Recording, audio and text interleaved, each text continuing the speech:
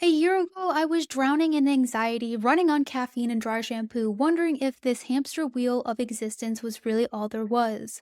Then, on my journey of healing and crafting my ideal me, I discovered Dr. Joe Dispenza's Becoming Supernatural book, and everything clicked in place. In this video, I'm sharing how this book transformed my reality, the science behind rewiring your brain, and the exact meditation techniques that helped me take back control over my day and start writing my reality in the easiest way possible. Becoming Supernatural isn't just another self help book, it's a scientific roadmap for transcending our ordinary reality and stepping into our extraordinary potential. Dr. Joe Dispenza is a scientist, chiropractor, and researcher who spent decades studying the intersection of neuroscience, quantum physics, and spirituality. I personally like to think of him as a blend of the body keeps the score mixed with Tony Robbins with a dash of spirituality in there. The core thesis is we can literally rewire our brains, transform our bodies, and create seemingly miraculous outcomes in our lives through specific meditation practices and elevated emotional states. Let's quickly break down the science in a way that won't make our eyes glaze over.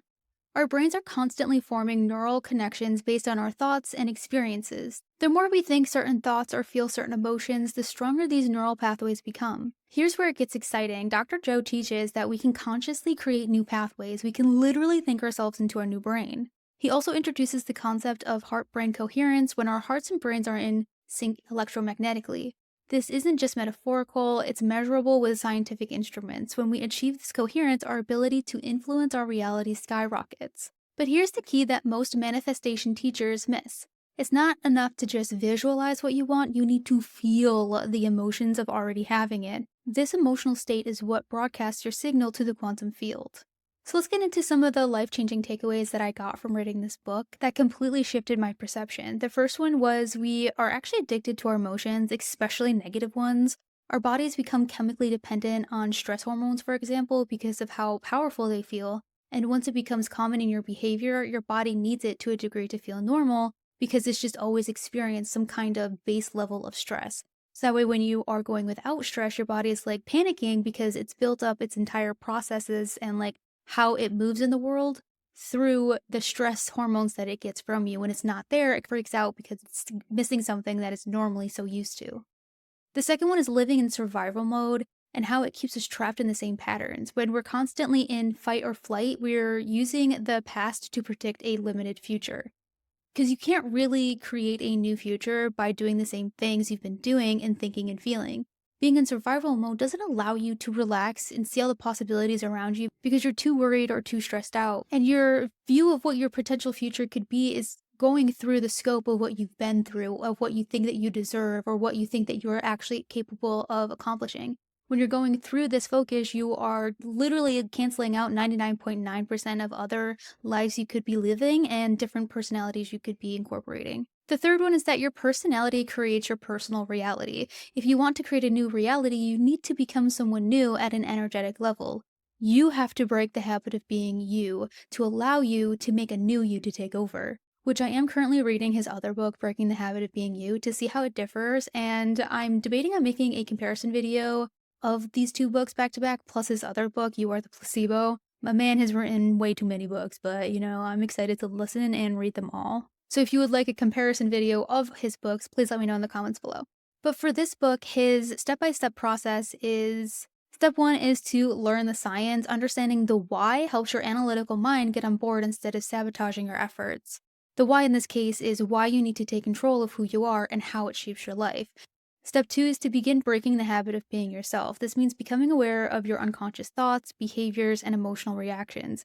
I have a ton of videos on all of these topics that you can check out over here on a playlist of breaking down why you need to understand who you are right now and becoming aware of your thoughts, your feelings, your limiting beliefs, and getting a base point of where you are right now because you can't create a new future if you don't know where you are, where your starting point is. So definitely take time to figure out who you are right now, where you want to go, and then any of the beliefs that might be blocking you from going and achieving that.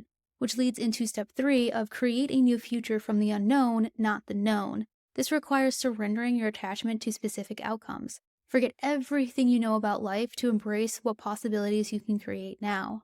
Step four is to practice dedicated meditation. Dr. Joe's meditations are focused on energy clearing, intention setting, and future self embodiment.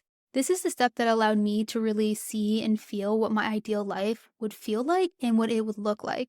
It is also the step that allows me to change how I feel each day. So, for example, on the mornings when I wake up irritated or lacking motivation, I put on one of his meditations and it just helps me alter my thinking and to get me back into a better headspace to be like, oh, this is why I'm doing what I'm doing. This is why I know I have to go work out, but like I'm doing it because future me does that and I want to be her sooner. Then step 5 is to live as your future self now. This means making choices your future self would make even when it's uncomfortable. The more you do the little actions as your new you, the more you become them and soon you'll be them.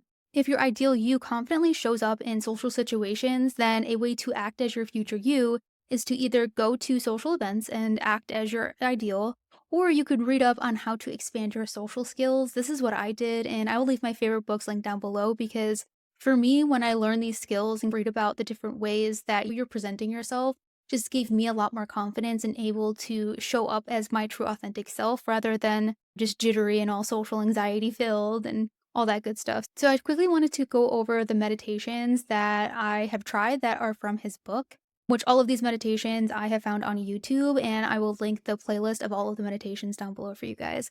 The first one is Blessing of the Energy Centers meditation. This focuses on awakening your 7 energy centers, aka your chakras, and breathing into them and filling them with energy and unlocking them and just to feel connected to them. When I first tried this, I felt like some kind of tingling and warmth all over my body. And it was particularly interesting that the centers that are connected to my manifesting generator type were the ones that felt most active, and that was so nice and interesting to see. Then he has the walking meditation. This brings mindfulness into movement. I do this while walking my dog or just on my walking pad in my living room when the weather's bad. And what you do is that you imagine that you are already living as your future self. So, how you would do this is you would just try visualizing how your future self would walk into different scenarios. While she walks through work, while she's with her family, while even how she's working out. How does she work out? How does your ideal you move through the hallways? What does she do? How does she feel? How does she hold herself? It's like just a really interesting, more active kind of meditation that I like, especially on my high ADD days. Then there is the pineal gland meditation. This advanced practice activates your pineal gland. I hope to God I'm saying that right. But it's your spiritual antenna. And I won't lie, this one is taking me more time to experience the results. I haven't experienced anything, but many people report vivid imagery and intuitive dreams after consistent practice. Then there is the heart coherence meditation. This generates coherence between your heart and your brain through elevated emotions like gratitude and joy. This meditation completely transformed my anxiety response because when stress hits, I will then just place my hand over my heart, generate feelings of appreciation, and my nervous system calms down within minutes when I'm paired with breath work. So I'm just going to go into my results of reading this book because for this book, I wanted to take a different approach than what I normally do when I read these kinds of books, which is just to read it through and then like maybe do a meditation or maybe do an exercise. But this one, I decided to, whenever a chapter had a meditation, after I finished that chapter, I would go and do that meditation. So my results that I had going on this journey is that the good is that my anxiety levels have dropped dramatically. I sleep better. My creativity has exploded with the new energy, especially putting in the energy for this channel and for my website. The hard is that some days meditation feels like impossible. I've had emotional releases that weren't pretty, and there was also a week where everything seemed to be getting worse, but Dr. Joe says that's often part of the process as old patterns collapse. Plus, pairing a 40-minute meditation with a particularly high ADHD day, and man, does that become challenging, especially during my PMS week too. Like, girl, I don't want to do anything. But the amazing is that I'm currently doing a 30-day challenge of a daily meditation, and the synchronicities I'm hoping are going to be mind-blowing, but I will be sharing my complete results in another video, so make sure to be subscribed if you would like to see if I get any of those synchronicities or if I like doing meditation every day for 30 days or I don't know, just hearing what the happy haps is. So here are some ways on how to make this work in your busy life because I know what you're thinking. You're like, oh my God, this sounds amazing, but who has the time? Not all of his meditations are 40 minutes. You can start off with 10 minutes, but you can incorporate these practices by just starting small. So even 10 minutes of a heart coherence meditation can help you be in control of your emotional state a little bit better.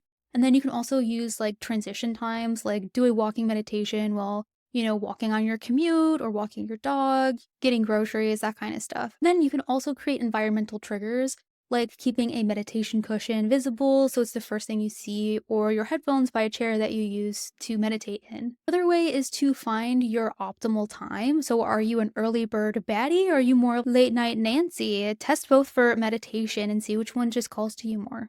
What matters most is beginning to understand your power as a creator of your reality. We've been taught to be passive recipients of life, but we're actually powerful transmitters of energies that shapes our experience. The most supernatural thing about Dr. Joe's work might be how it reveals that being supernatural is actually our natural state. We've just forgotten how to access it. I'm still learning and growing every day, and I would love to hear about your experiences. Drop a comment below if you've read the book or tried any of these practices. Or let me know what concept intrigues you the most. Remember that I believe in you, and until we meet again, I am wishing you peace and strength.